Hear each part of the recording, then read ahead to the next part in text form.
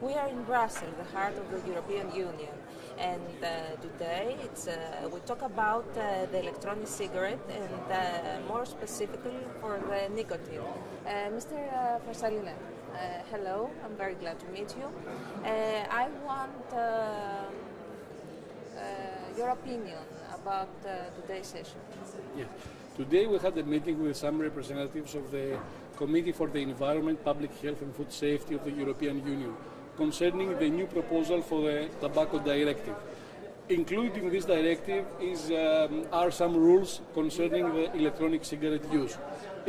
Specifically, the European Commission proposes that every nicotine-containing liquid with more than 4 milligrams per ml nicotine concentration should be banned from the market and should be included in the market only if it's approved as medicine. I came here after being invited by the Greek Association of E-cigarette retailers, and my work here and my lecture here was to provide clinical and scientific evidence about the real use of electronic cigarette in real users in real life. So, based on my research and research from other scientists all over the world, I provide them with evidence on how the electronic cigarette users use the device, what kind of nicotine concentrations they use, and what kind of nicotine concentrations are effective so that the electronic cigarettes will completely substitute smoking. And this is the most important issue.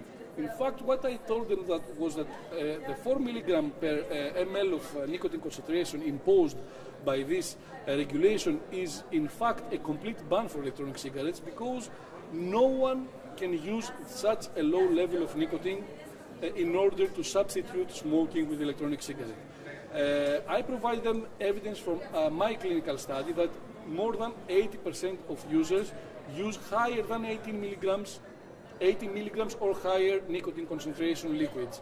And no one has ever used 4 milligrams as nicotine concentration in order to substitute smoking with electronic cigarette.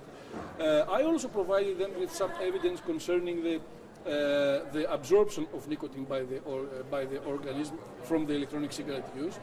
I also presented the mistake which is once again performed by such regulatory associations, that they still use the ISO method for defining the amount of nicotine present in tobacco cigarettes, which is completely wrong, because we know from studies performed 15 years ago that it underestimates by more than twofold the amount of toxic substance nicotine that is uptaken by the user. And so my proposal at the end was that a comparative level of nicotine in electronic cigarettes should be at least 18 milligrams per ml nicotine concentration. So what the user should know about the nicotine, about the electronic cigarette in general? The user should know that the nicotine is not the substance that causes major health damage from the cigarettes or from electronic cigarettes. It is the addictive substance, of course. That's why we do not recommend electronic cigarette to a non-smoker, but only to smokers who are already addicted to nicotine. And on the other hand, most of the health adverse implications come from other toxic substances present in tobacco or that are produced during the combustion process of the tobacco. These are completely absent from the electronic cigarette.